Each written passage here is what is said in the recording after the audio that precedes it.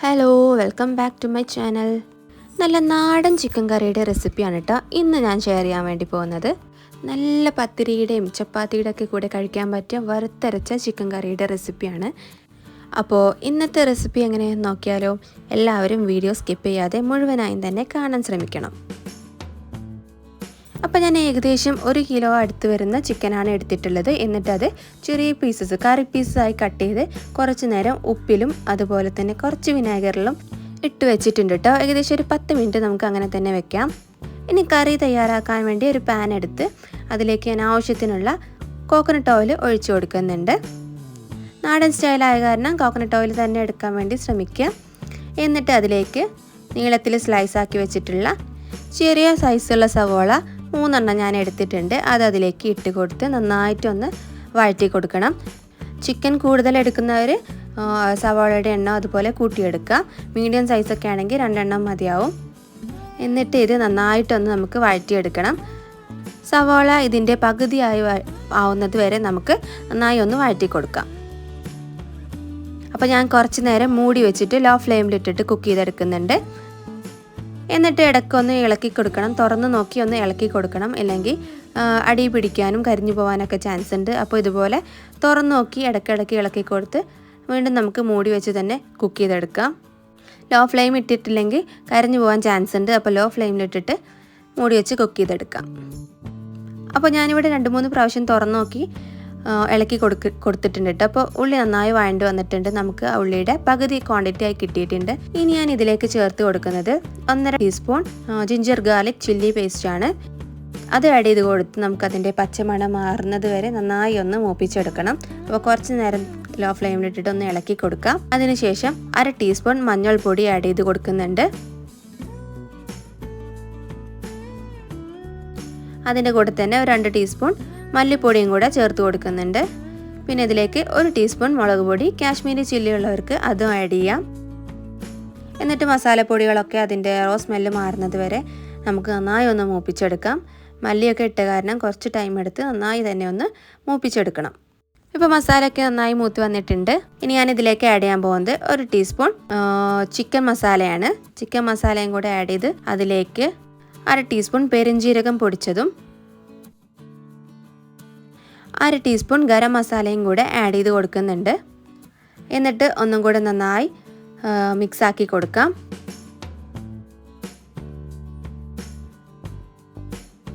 ആവശ്യത്തിനായിട്ടുള്ള കറിവേപ്പിലയും കൂടി ഇട്ട് കൊടുത്ത് ഇളക്കി കൊടുക്കാം.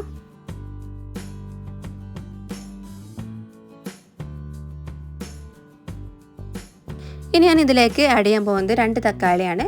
ചെറിയ 2 തക്കാളിയാണ് ഞാൻ എടുത്തിട്ടുള്ളത്. അത് നന്നായി ഒന്ന് വഴറ്റി കൊടുക്കണം. നന്നായി ഒന്ന് വാടി വരണം.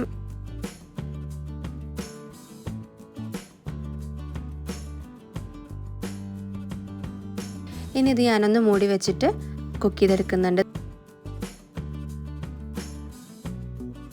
അപ്പം ഞാനിത് ഇടയ്ക്ക് ഇങ്ങനെ ഒന്ന് മൂടി വെച്ച് തുറന്ന് ഇളക്കി കൊടുക്കുന്നുണ്ട്. എന്നിട്ട് അത് നന്നായി ഒന്ന് നമുക്ക് ഉടച്ചു കൊടുക്കണം. മസാലയിലൊക്കെ ചേരുന്ന രീതിയിൽ നന്നായി ഒന്ന് ഉടച്ചെടുക്കണം.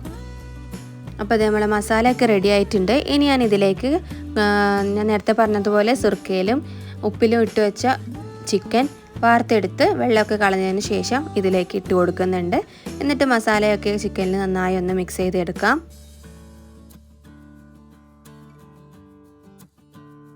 ഇനി ഇതിലേക്ക് ഞാൻ ആവശ്യത്തിനായിട്ടുള്ള ഉപ്പിട്ടിട്ട് ഇളക്കി കൊടുക്കുന്നുണ്ട്.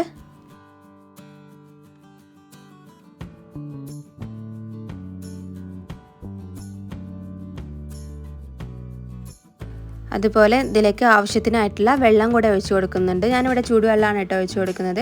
അപ്പോൾ ചിക്കൻ വേവാൻ ആവശ്യത്തിനായിട്ട് വെള്ളം ഒഴിച്ചു കൊടുക്കാം. എന്നിട്ട് നന്നായി ഒന്ന് മിക്സ് ചെയ്ത് കൊടുക്കണം.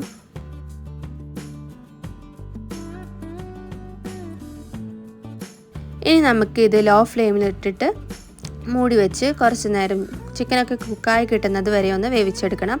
ആ സമയത്ത് നമുക്ക് ഇതിലേക്കുള്ള തേങ്ങയുടെ അരപ്പ് തയ്യാറാക്കാം. അപ്പോൾ ഞാനിവിടെ 2 ടേബിൾ സ്പൂൺ വറുത്ത തേങ്ങ ചേർക്കുന്നുണ്ട്. കുറച്ച് തേങ്ങയും മഞ്ഞൾപ്പൊടിയും പെരിഞ്ജീരകം വേപ്പിലയും ഇട്ടിട്ട് വറുത്തെടുത്ത തേങ്ങയാണ്. അതിലേക്ക് ഞാൻ 2 പിടി പച്ചത്തേങ്ങ ഇട്ട് കൊടുക്കുന്നുണ്ട്. എന്നിട്ട് അതിലേക്ക് 1/4 ടീസ്പൂൺ പെരിഞ്ജീരകവും 2 4 അല്ലി ചെറിയുള്ളിയും ചേർത്ത് ആവശ്യത്തിന് വെള്ളം കൂടെ ആഡ് ചെയ്തിട്ട് നല്ല ഫൈൻ പേസ്റ്റ് ആയിട്ടൊന്ന് അരച്ചെടുക്കുന്നുണ്ട്. അപ്പോൾ ആ സമയം കൊണ്ട് നമ്മുടെ ചിക്കനൊക്കെ ഇവിടെ റെഡി ആയിട്ടുണ്ട്. അപ്പോൾ ഞാൻ ഇടയ്ക്കൊക്കെ തുറന്നു കൊടുത്ത് ഇളക്കി കൊടുത്തിട്ടുണ്ട് കേട്ടോ. ഇനി നമുക്ക് ഇതിലേക്ക് നമ്മൾ അരച്ച് വെച്ചിട്ടുള്ള തേങ്ങയുടെ മിക്സും കൂടെ ചേർത്ത് നന്നായി ഒന്ന് ഇളക്കി കൊടുക്കണം.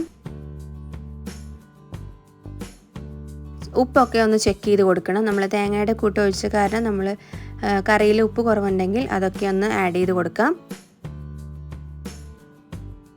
ഫൈനലി ഞാൻ ചെറുതായി കട്ട് ചെയ്ത് വെച്ച കുറച്ച് ക്യാപ്സിക്കം കൂടെ ഇതിലേക്ക് ഇട്ട് കൊടുക്കുന്നുണ്ട്. ക്യാപ്സിക്കം ലാസ്റ്റാണ് ചേർത്ത് കൊടുക്കേണ്ടത്. അധികം കുക്കാകാതെ കുറച്ച് ക്രിസ്പായിട്ട് കിട്ടുന്നതാണ് ഇതിൻ്റെ ഒരു ടേസ്റ്റ്. പിന്നെ ഫൈനലി കുറച്ച് മല്ലിയിലയും കൂടെ ചേർത്ത് കൊടുത്താൽ നമ്മുടെ കറി ഇവിടെ റെഡി ആയിട്ടുണ്ട്. ഇനി നമുക്ക് കറി മാറ്റി വെച്ച് കറി താളിക്കാൻ വേണ്ടിയിട്ടുള്ള കൂട്ട് തയ്യാറാക്കാം. അപ്പോൾ അതിന് ഞാനൊരു ഫ്രൈ പാൻ എടുത്ത് അതിലേക്ക് ആവശ്യത്തിന് വെളിച്ചെണ്ണ ഒഴിച്ചു കൊടുക്കുന്നുണ്ട്. എന്നിട്ട് ഒരു 4-5 അല്ലി ചെറിയുള്ളി ചെറുതായി കട്ട് ചെയ്തിട്ട് അതിലേക്കിട്ടൊന്ന് മൂപ്പിച്ചെടുക്കുന്നുണ്ട്. അതിൻ്റെ നിറമൊക്കെ ഒന്ന് മാറി വരുന്നത് വരെ ഒന്ന് ഇളക്കി കൊടുക്കാം. നിറം മാറി വന്നതിന് ശേഷം ഞാൻ അതിലേക്ക് ആവശ്യത്തിനായിട്ടുള്ള കറിവേപ്പിലയും കൂടി ആഡ് ചെയ്ത് കൊടുക്കുന്നുണ്ട്. ഒപ്പം തന്നെ കുറച്ച് ഗരം മസാലയും കൂടെ ചേർത്ത് കൊടുക്കാം. അപ്പോൾ ഇതെല്ലാം നന്നായി മൂത്ത് വന്നതിന് ശേഷം നമുക്ക് ഡയറക്റ്റായിട്ട് തന്നെ നമ്മുടെ കറിയിലേക്ക് ആഡ് ചെയ്ത് കൊടുക്കണം. ഇത്രയേ ഉള്ളൂ, ഈസിയാണ്. നമ്മുടെ ചിക്കൻ കറി ഇവിടെ റെഡി ആയിട്ടുണ്ട്.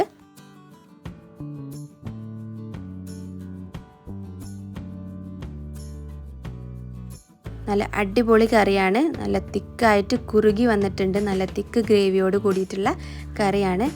അപ്പോൾ എല്ലാവരും ഈ റെസിപ്പി ഒന്ന് ട്രൈ ചെയ്ത് നോക്കണം. നാടൻ കറികളോട് ഇഷ്ടമുള്ളവർ എന്തായാലും ഇതൊന്ന് ട്രൈ ചെയ്ത് നോക്കണം കേട്ടോ.